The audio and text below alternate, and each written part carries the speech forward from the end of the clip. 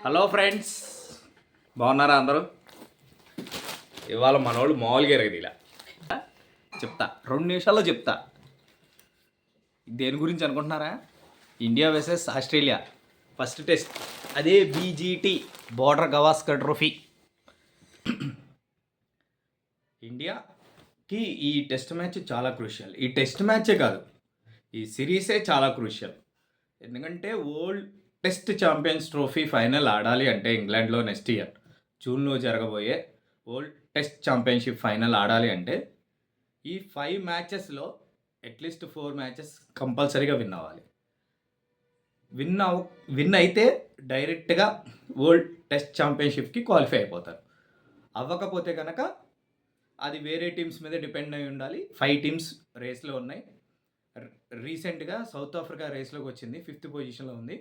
First పొజిషన్లో మన India న్యూజిలాండ్తో 3 టెస్ట్ మ్యాచెస్ ఓడిపోతుందో వైట్ వాష్ చేశారు న్యూజిలాండ్ వాళ్ళు.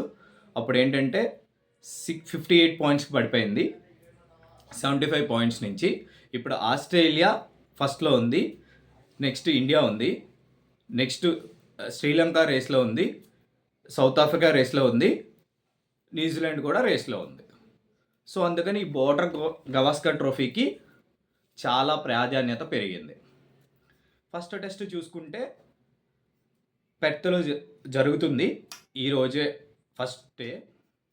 నాకైతే అసలు రవి శాస్త్రి బాబాయ్ చెప్పే కామెంటరీ కానీ, టాస్ వేసే ముందు చెప్పే వర్డ్స్ కానీ చాలా బాగుంటాయి. యాజ్ యూజువల్ రవి శాస్త్రి వచ్చాడు, captain Pat Cummins and hour captain Bumrah. Rohit Sharma second test match నుంచి జాయిన్ అవుతాడు.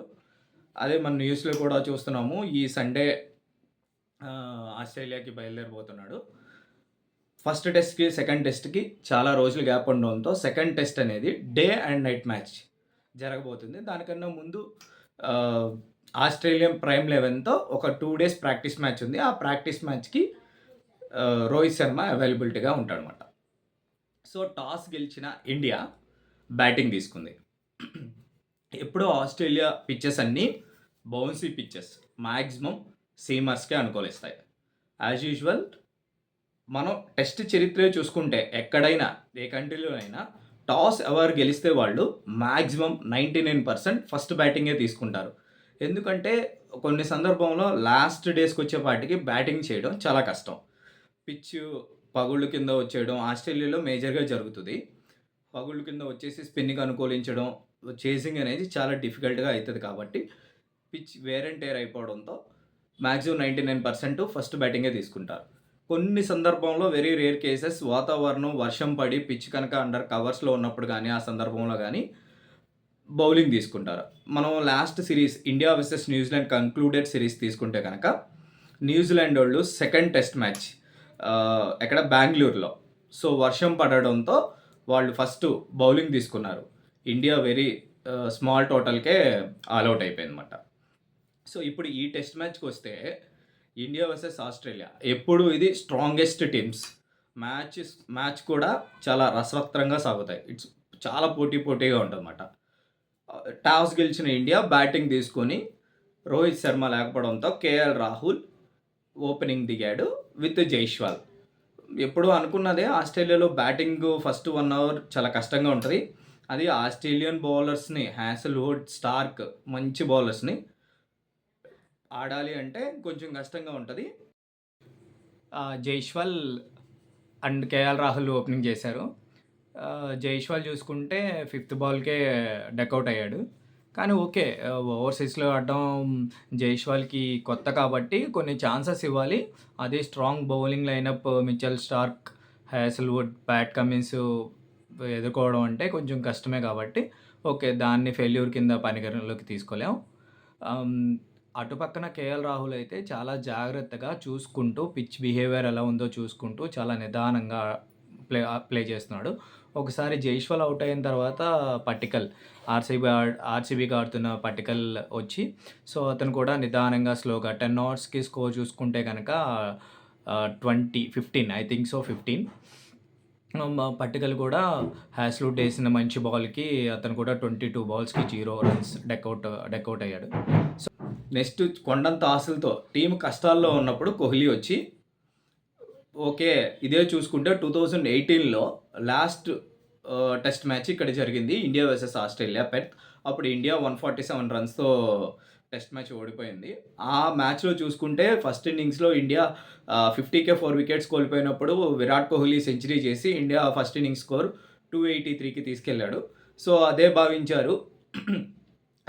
చాలా టెస్ట్ మ్యాచ్‌ల నుంచి ఫెయిల్ అవుతున్నాడు కదా! ఇప్పుడు ఈ మ్యాచ్ అట్‌లీస్ట్ 50, 60 రన్స్ అన్నా కొట్టి టీమ్‌ని ఆదుకుంటారని హ్యాసెల్‌వుడ్ ఏసిన మంచి బౌన్సర్‌కి మళ్ళా కోహ్లీ సింగిల్ డిజిట్‌కే ఔట్ అయ్యాడు. బౌన్సీ పిచ్‌ల మీద ఇండియన్ బ్యాట్స్‌మెన్స్ కొంచెం స్ట్రగుల్ అవుతారు.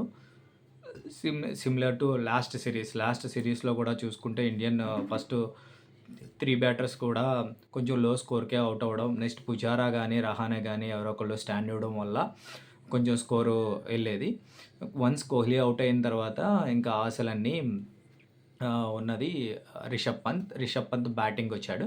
రిషబ్ పంత్ జోరెల్తో కలిపి లంచ్ బ్రేక్ అయ్యే సమయానికి 4 వికెట్స్ గాను 50 రన్స్. మ్యాచ్లో బ్రేక్ వచ్చిన తర్వాత వికెట్ పడడం చూస్తూ ఉంటాం. సో లంచ్ బ్రేక్ తర్వాత రెజ్యూమ్ చేసి జూరెల్ ప్లస్ రిషబ్ పంత్ స్టార్టింగ్ చేశారు. నెక్స్ట్ వెరీ క్విక్లీ జూరెల్ అనేది 59 రన్స్ దగ్గర వికెట్ కోల్పోయాడు. నెక్స్ట్ వచ్చిన వాషింగ్టన్ సుందర్ కూడా ఎక్కువసేపు నిలవకుండానే 72 ఫర్ 6 వికెట్స్. అప్పుడు debutant Nitish Rana, Andhra person from Visakhapatnam, డెబ్యూటెంట్తో కలిపి నితీష్ రాణా చక్కటి మంచి షాట్లతో చాలా బాగా ఆడాడు. చాలా బాగా ఇంప్రెస్ చేశాడు అనుకుంటున్నాను నేనైతే సెలెక్టర్స్ని. Even once Rohit Sharma back ఇచ్చిన తర్వాత కూడా మేబీ పట్టికల్ కానీ జూరెల్ కానీ ప్లేస్ కోల్పోతారేమో అనుకుంటున్నా. నితీష్ రాణా అయితే ఆల్రౌండర్ కేటగిరీలో తీసుకున్నారు. He can bowl and he can bat. అతనితో కలిపి రిషబ్ పంత్ అనేది 48 రన్స్ పార్ట్నర్షిప్ చేసి ఐ థింక్ నేను అనుకున్నాను 250 is a good score. Australia కూడా రెస్ట్రిక్ట్ చేయొచ్చు, వీళ్ళిద్దరు పార్ట్నర్షిప్ చాలా బాగుంది అనుకున్న టైంలో రిషబ్ పంత్ అనేది లిటిల్ బిట్ రాంగ్ షాట్ అనొచ్చు. అప్పటి వరకు దూకుడుగా ఆడి స్కోర్ బోర్డ్ పెంచడానికి చూస్తున్న రిషబ్ పంత్ హ్యాసెల్వుడ్ వేసిన బాల్లో కొంచెం ఫ్రంట్ ఫుట్కి వచ్చి మరి మిస్లీడ్ అయ్యి స్మిత్ చాలా బాగా స్లిప్ క్యాచ్ తీసుకున్నాడు. దాంతో మరి ఇంకా నితీష్ రాణా మీద ఫుల్ ఏమని చెప్పాలి అంటే ఇంకా అటు వచ్చే వాళ్ళందరూ టైలెండర్స్ అవడంతో ఈయన కూడా ఫాస్ట్గా ఆడాల్సి వచ్చింది. నాకు తెలిసి లేకపోతే కనుక పంత్ ఉండే కనుక నితీష్ రాణా ఫస్ట్ టెస్ట్ 50 అయితే రిజిస్టర్ చేసుకున్నాడు. వన్స్ ఒక్కసారి రిషబ్ పంత్ అవుట్ అయిన తర్వాత మిగతా వికెట్స్ అన్నీ స్లోగా వచ్చిన వాళ్ళందరూ స్కోర్ చేయడానికి ట్రై చేసి బుమ్రా కానీ, సిరాజ్ కానీ, ఇంకొక